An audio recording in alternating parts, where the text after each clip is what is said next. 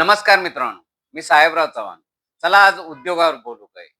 मित्रांनो, तुम्ही व्यावसायिक असाल तर तुमच्या उद्योगामध्ये कधी ना कधीतरी लिमिटपेक्षा मोठी ऑर्डर आलेली असेल. त्यावेळी तुम्ही काय केलं? मित्रांनो, बरेच उद्योजक मोठ्या ऑर्डरला नाही म्हणतात. परंतु यामुळं मित्रांनो, तुमची मार्केटमधली इमेज निगेटिव्ह बनते. मार्केटमध्ये तुमची इमेज एक छोटा उद्योजक म्हणून बनते.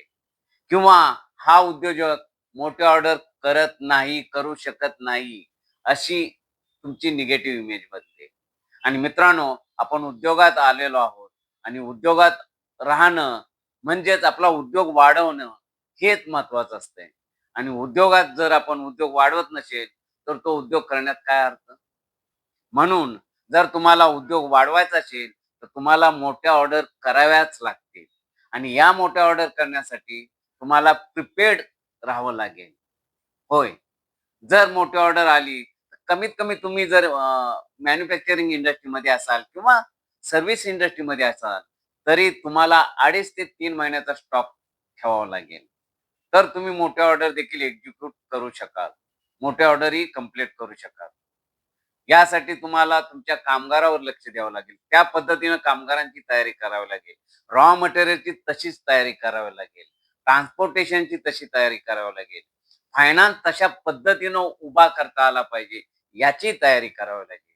या सगळ्या पॅरामीटरवर तुम्हाला काम करावं लागेल. तरच तुम्ही मोठे ऑर्डर कंप्लीट करू शकाल.